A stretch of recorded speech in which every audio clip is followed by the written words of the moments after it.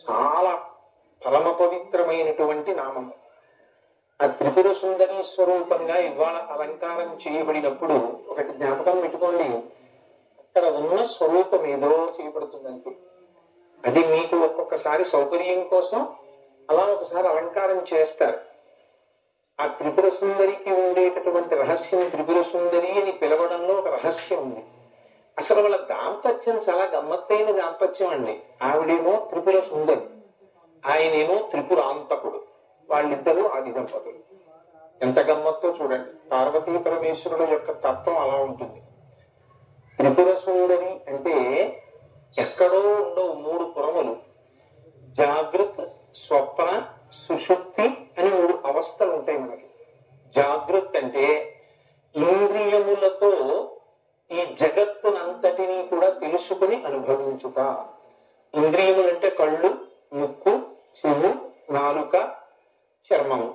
ఈ ఐదింటితోటి శబ్ద, స్పర్శ, రస, రూప, గంధములనేటటువంటి 5 తన్మాత్రలతో ఈ జగత్తులో ఉండేటటువంటి విషయములన్నింటినీ అనులతో కూడుకున్నటువంటి స్థూల దేహములకు జాగ్రత్త చేత తెలియబడుతుంది. జాగ్రత్త.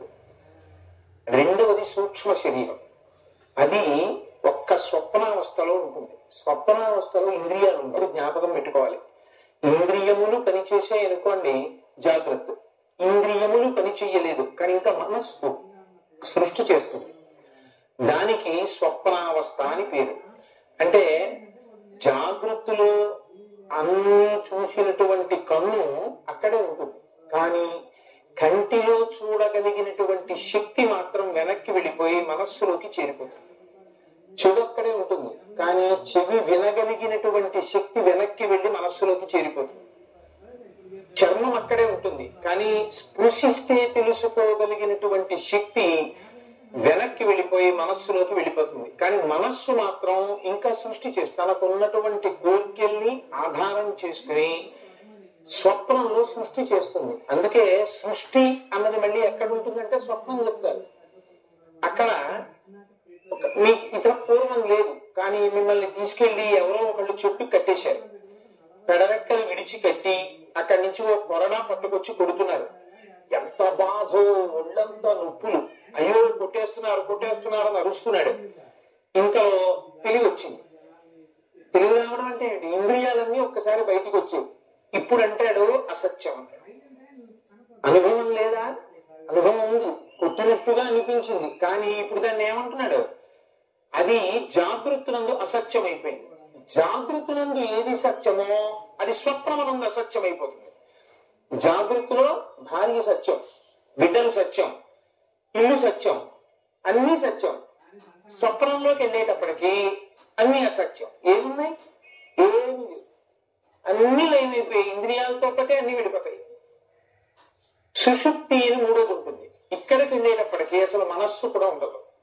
మనస్సు కూడా అలిసిపోయి ఇంద్రియాల్ని చంకలో పెట్టుకుని ఆ మనస్సు కూడా ఆత్మలోకి వెళ్ళిపోతుంది. కానీ ఆత్మ ఉన్నాడు అని మాత్రం తెలుసుకోలేడు. అజ్ఞానావస్థలో ఉంటాడు. కేవలము ఆత్మ ఒక్కటే ఉంటుంది. మనస్సు లేదు, ఇంద్రియాలు లేవు. ఎంతసేపు నిద్రపోయావు? గడియారం బట్టి చెప్పాలంతే. కాలము తెలియదు, దేశము తెలియదు, జరిగినవి తెలియదు, ఏమీ తెలియదు. పడిపోయి ఉండిపోయింది. రమణ మహర్షి అంటారు, కాపలా కుక్క యజమాని ఇంటిలో నిద్రపోతున్నప్పుడు గేటు బయటకి లోపలికి తిరుగుతూ దొంగ రాకుండా కాపాడినట్టు ఊపిరి లోపలికి బయటికి వస్తూ ఇది శవమనుకుని తీసుకుపోకుండా రక్ష చేస్తుంటుంది. తనకి మాత్రం ఏమీ తెలియదు, నిద్రపోతుంటాడు. ఇలా ఈ 3 అవస్థల్లో స్వప్నమునకు జాగృతికి స్థితి అని పేరు, సుషుప్తికి లయ అని పేరు. లయ అక్కడే ఉన్నాయి. జాగృత, స్వప్న, సుషుప్తి అక్కడే ఉన్నాయి. స్థూల, సూక్ష్మ, కారణ శరీరాలు అక్కడే ఉన్నాయి. ఈ 3 అవస్థ అటువంటి 3 శరీరములు ఏమున్నాయో అవే 3 పురములు. ఆ 3 పురాలు ఎక్కడున్నాయి? ఇంద్రియాలతో అనుభవించినప్పుడు స్థూల శరీరం, ఈ కాళ్ళు చేతులు అన్ని తెలుస్తాయి. ఒక్క సూక్ష్మ శరీరంతో మాత్రమే మనస్సుతో తెలుసుకున్నప్పుడు స్వప్నం. ఆ అసలు కారణ శరీరంతో కేవలం తమోగుణ భూయిష్ఠుడై అజ్ఞానావస్థలో కేవలం ఆత్మ ఒక్కటే ఉండగా తన గురించి తనకి తెలియకుండా నిద్రపోయినటువంటి గాఢ నిద్రలోని స్థితిలో కారణ శరీరం. ఇప్పుడు ఈ 3 శరీరములు ఎక్కడున్నాయి? ఇక్కడే ఉన్నాయి. ఈ 3 శరీరములను 3 పురములుగా చేసుకుని ఈ జగత్తునంతటిని అనుభవింప చేస్తూ బాల అంటే బాలలకు ఏముంటుంది? ఆటలు ఆడతారు వాళ్ళు. పిల్లలు ఏం చేస్తారు? ఎప్పుడూ ఆడుకుంటారు. అలా అమ్మవారు కూడా వినోదిస్తుంది, ఆట ఆడుకుంటుంది. ఈ 3 అవస్థల్లో తిప్పుతూ ఉంటుంది. ఎన్ని సంవత్సరములు బ్రతకనివ్వండి, ఎన్ని కోట్ల జన్మలు ఎత్తనివ్వండి, ఉపాధులు మారతాయి. అంతే రహస్యం. కుక్క ఉన్నది, కుక్కకి జాగ్రత్త ఉంటుంది, కుక్కకి స్వప్నం ఉంటుంది, కుక్కకి సుషుప్తి ఉంటుంది. మీరు పిపీలికాది పర్యంతంలో సమస్త ప్రాణులకు ఈ 3 ఉంటాయి. ఋషికి కూడా ఉంది. ఈ 3 అవస్థలను 3 శశి వినోదింపచేసి క్రీడిస్తున్నటువంటి లోపల ఉన్న ఆత్మస్వరూపురాలెవరో ఆవిడయే త్రిపుర సుందరి. ఆయన త్రిపురాంతకుడు. ఆయన జ్ఞానం కలిగిందనుకోండి, తాను శివుడైపోతాడు. తాను శివుడైపోవాలంటే అమ్మవారు ఈ 3 అవస్థ కాకుండా జ్ఞానం ఇస్తుంది. ఆ ఇచ్చేటటువంటి స్వరూపమే ఇవ్వాల్టి త్రిపుర సుందరి స్వరూపం. ఆవిడ ఇవ్వాల్టి రూపంతో చాలా ఇస్తుంది. అందుకే బాల అని పిలిస్తే ఆ బాలా స్వరూపంతో అమ్మవారు జ్ఞానం కూడా ఇచ్చేస్తుంది. బాలగా ఆవిడ తొందరగా పలుకుతుంది. అందుకే బాలా పూజలు అనేటటువంటివి చాలా విశేషాన్ని పొందాయి శాస్త్రంలో.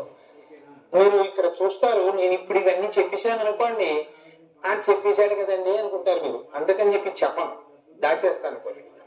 మీరు బాల పూజ జరిగిన రోజున, సువాసిని పూజ జరిగిన రోజున నిజంగా అసలు బాల పూజ అంటే ఏమిటో, సువాసిని పూజ అంటే ఏమిటో చూద్దురు గాని. ఎంత అందంగా చేస్తారో ఆ పూజలు చూద్దురు గాని. కూర్చోబెట్టి చేస్తారు సువాసిని, ఆ వైభవాన్ని అనుభవిద్దురు గాని. అందుచేత అటువంటి బాలా త్రిపుర సుందరిగా ఇవాళ అమ్మవారు అర్చన చేయబడుతుంది.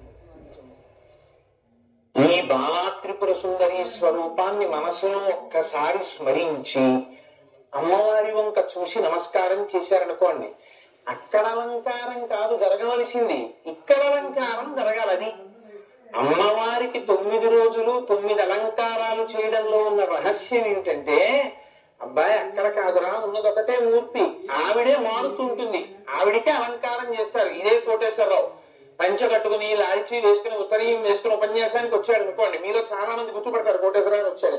నేను అప్పుడప్పుడు గుళ్ళో పెడుతుంటాను వెంకటనగర్ లో. పెడితే ప్రదక్షిణం చేసి నమస్కారం చేసుకుంటుంటే ఎవరో నాకు ఎదురొచ్చి ఒకసారి వెనక్కి తిరిగి చూసి, అయ్యో కోటేశ్వరరావు కదండి, మిమ్మల్ని గుర్తుపట్టలేకపోయి ఉంటారు, ఏ ఆఫీస్ పెడుతున్నా గుళ్ళో పెడతాను అంటే కోటేశ్వరరావు మారిపోయాడా? కోటేశ్వరరావు మారడు. కోటేశ్వరరావు యొక్క వస్త్రధారణ మారిపోయింది, ప్యాంటు చొక్కాతో. జాగృతిలో ఉన్న ఆవిడే, ఆయన మహారాజు గారు. ఆయనకి 3 పెద్ద పెద్ద నగరాలు ఉన్నాయి. 3 పెద్ద పెద్ద నగరాల్లో రాజుగారు ఏ నగరంలోకి వెళ్ళినా రాజుగారే కదండి. నేను ఇంటి యజమాని, ఒక ఇంటి, నా ఇంట్లో 3 గదులు ఉన్నాయి. నా హాల్లోకి వచ్చినప్పుడేమో కోటేశ్వరరావు గారండి, బెడ్రూమ్ లో పెడితే కోటేశ్వరరావు కాదండి, లేకపోతే కిచెన్ లోకి వెడితే అసలు కోటేశ్వరరావు గారే కాదండి అని మీరు అంటారా? కిచెన్ లోకి వెళ్ళినా కోటేశ్వరరావు. ఈ 3 అవస్థలలోనూ కూడా క్రీడించి వినోదించి ఎలా ఆడిస్తున్నానో చూడండి. ఈ పిచ్చాడు అనుకుంటున్నాడు, నేను చాలా సుఖపడుతున్నాను అనుకుంటున్నాడు. కానీ నేను ఎప్పుడు వీడిని ఆడించేది 3 సినిమాలు. వీడు ఎప్పుడు ఏం చేస్తారంటే, రమణ మహర్షి చెప్తారు, ఎంత అందంగా చెప్తారు మహానుభావుడు. ఆఫీస్కి వెళ్ళేవాడు ఆఫీస్కి వెళ్ళినట్టు ఇంద్రియాలన్నీ ఒకసారి పైకి వేస్తాయి, బయటికి వస్తాయి, అన్నిటినీ చూస్తాయి. కాసేపు కన్ను చూస్తుంది చూస్తుంది చూస్తుంది, కన్ను అలిసిపోతుంది, వింటుంది వింటుంది వింటుంది, చెవు అలిసిపోతుంది. ఆఫీస్కి వెళ్ళి రాశాడు రాశాడు రాశాడు, అలిసిపోయాడు. 5 అయ్యేటప్పటికి స్కూటర్కి ఇంటికి వచ్చేసాడు. అమ్మయ్యా ఇంటికి వచ్చేసానన్నాడు. అలా ఇంద్రియాలన్నీ అలిసిపోయి బస్సులో ఉన్నాడో, రైల్లో ఉన్నాడో, ఆఫీసులో ఉన్నాడో, తెలియచున్నాడో. కొంతమంది ఉపన్యాసంలో బాగా నిద్ర వస్తుంది, అందుకని వాళ్ళకి ఇలా కళ్ళు మూతలు పడిపోతాయి. కళ్ళు మూతలు పడిపోయి అయ్యో మనం అలా ముందు కూర్చోవడం ఎందుకు, ఆవలించడం ఎందుకు అని కూడా ఉండదు. ఆ ముందు వరుసలో కూర్చుని ఇంకేదో కృష్ణ భగవానుడు నోట్లో విశ్వరూపం చూపించినంత నోరు తెరిచి ఆవలిస్తూ ఉండడం. అందుకని అలా ఈ 3 అవస్థల్లో ఆవిడ తిప్పుతూ ఉంటుంది. 3 అవస్థ ఎన్ని సంవత్సరములు బ్రతకనివ్వండి, 3 అవస్థలే. నాలుగో అవస్థ ఏమిటో తెలుసా అండి? సాక్షి చేస్తుంది. ఆవిడకున్న గొప్పతనం, ఆవిడ అనుగ్రహం కలిగింది అనుకోండి. ఇవాళ పూజ చేసినప్పుడు ఆవిడ అనుగ్రహం కలిగింది అనుకోండి, ఆవిడ మిమ్మల్ని నాలుగో దశలోకి తీసుకెళ్తుంది. తీసుకెడితే ఏమవుతుందో తెలుసా అండి? ఏమి తమాషారా అంటాడు. రాత్రి నిద్రపోయినప్పుడు ఏమీ లేవా, పిల్ల లేచేటప్పటికి మళ్ళీ అన్ని వచ్చేసాయా? నా బ్యాంక్ బ్యాలెన్స్, బ్యాంక్ అకౌంట్, కట్టుకుంటున్న ఫ్లాట్, దాంట్లో కప్బోర్డ్లు, దాంట్లో ఫ్లోరింగ్, ఇన్ని విషయాలు జ్ఞాపకానికి వచ్చేసాయా? బాగా గాఢ నిద్రలోకి వెళ్ళిపోతే అసలు కళ కూడా లేదా? ఏ విచిత్రం రా, ఈ 3 అవస్థల్లో తిరుగుతున్నానా? అసలు ఈ 3 అవస్థలలో తిరుగుతున్నా కూడా నాలుగోది ఏది కాపలా కాస్తో అలా ఉండి ఈ 3 చూపిస్తోంది నాకు అన్న నాలుగో దాంట్లో కూర్చుని సాక్షిగా చూడటం మొదలు పెట్టాడు అనుకోండి మూడింటిని.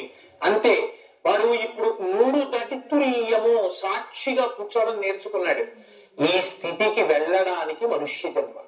ఈ మనుష్య జన్మలో అటువంటి ప్రయత్నమునందు సిద్ధి కలగడానికి ఇవాళ బాలా త్రిపుర సుందరి స్వరూపంగా అమ్మవారికి అర్చన చేస్తారు. వాళ్ళ తల్లులు ఉదయం 9 గంటలకు వచ్చారు. వచ్చి ఒక 150 మంది కుంకుమార్చన చేసుకున్నారు. ప్రతిరోజు ఒక విశేషం ఉంటుంది. ఇవాళటి రోజు చేసినటువంటి కుంకుమార్చన యొక్క విశేషం దిగునీకృతం. ఎందుచేత అంటారేమో, బాలా త్రిపుర సుందరి అమ్మవారిగా అర్చన చేస్తే అమ్మవారు కేవలం జ్ఞానం ఇవ్వడం కాదండి, ఆవిడ దగ్గర ఒక చాలా గొప్ప గుణం ఉంది. నిజమునందు మీకు ఏ దేవతలు కూడా కటాక్షించలేనంత ఒక గొప్ప సౌభాగ్యం అవిస్తుంది. ఏమిటో తెలుసా అండి ఆ సౌభాగ్యం?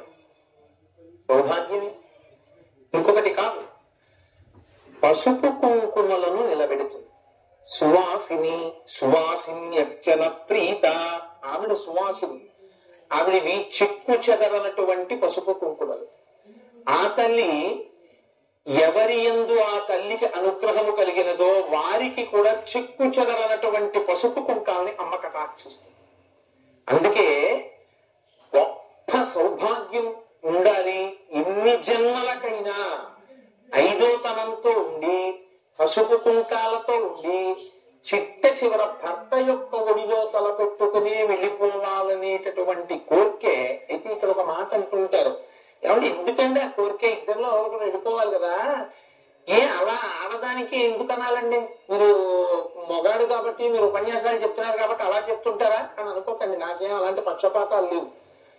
సీతమ్మ తల్లి శ్రీమద్ రామాయణంలో ఒక మాట అంటుంది, నా తంత్రి వర్జతే వీణ, నా చక్రో వర్తతే గతః, నాపతి సుఖమేదేత యస్యాదపి శతాత్మజాన్. రామ, నువ్వు ఇక్కడ సుఖపడు, అయోధ్యలో ఉండు, నేను అరణ్యవాసానికి వెడతానంటావేంటి? నువ్వు అరణ్యవాసం చేయడం ఏమిటి, నేను అయోధ్యలో ఉండడం ఏమిటి? అయోధ్యలో ఉంటే నేను సుఖంగా ఉంటాను అనుకుంటున్నావా? నాకేం సుఖం ఉండదు. నా తంత్రి వర్జతే వీణ, వీణ మ్రోగించేటప్పుడు వీణ పట్టుకుని తన గోటితో తీగల్ని కలుగుతాడు. గోటి దెబ్బలు తిని వీణ తీగలు మ్రోగుతాయి. మోగుతున్నాయి అనరు, వీణ మోగుతోందంటారు.